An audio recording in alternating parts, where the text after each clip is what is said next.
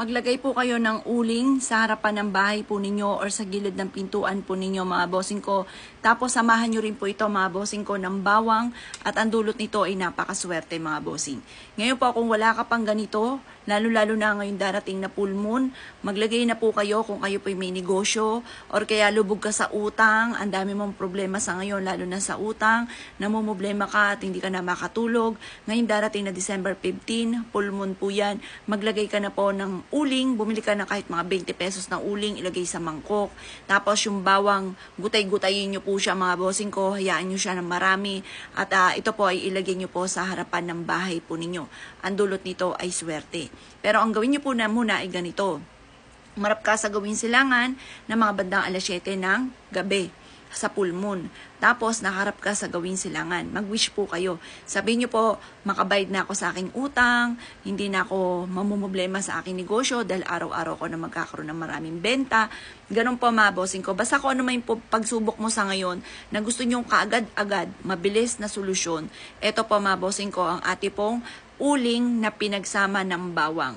Proven po ito. Kaya kung gusto nyo rin lumakas ang negosyo po ninyo, kailangan meron kang mga humihigop na negative energy. Kagaya nitong uling po natin, nahigo po siya ng malas. Ganon din ang bawang naman, nag-aalis ng malas at nagbibigay ng swerte lalo na sa pera. Proven po yan. Basta yung bawang, pag napansin nyo parang tuyo na po siya, kaya huwag ka munang gagamit ng tuyo kasi wa-effect din po yan. Kapag napansin po ninyo na parang natutuyo na po siya, itapon nyo na, paltan nyo na lang ng bawang. Mura lang naman po ang bawang mga bossing.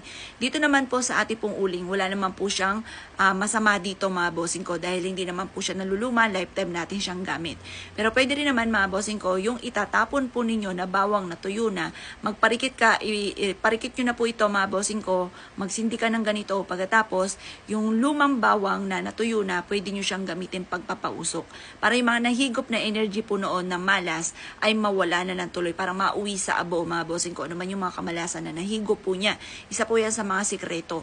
Ilagay nyo po ito sa gilid ng pintuan ng inyo po main door or kaya sa inyo po negosyo at ang dulot nito ay swerte. Pwede rin to lalo na sa harapan ng inyo pong tahanan.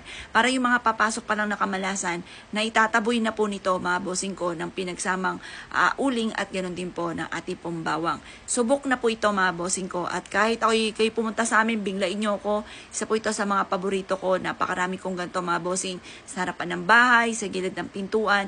Kasi ganoon ako pag sinabing swerte, lahat na po tinotodo-todo ko na para walang makalusot na malas mga bossing, para laging swerte mga bossing ko. Lalo-lalo na ngayong palapit na ang 2025. Kaya huwag ka na magpatumpik-tumpik pa para mabago-bago ang takbo na ating pamumuhay ngayong darating na 2025. Subukan nyo po ito mga bossing ko. Kailangan may 100% kang paniniwala, ugali ng mga salita ng mga magaganda at wala ka pong, kumbaga, wala kang kaano-ano mga bossing ko na magugulat ka na lang. Bibiglain ka ng swerte. Maraming blessing ang darating sa inyo.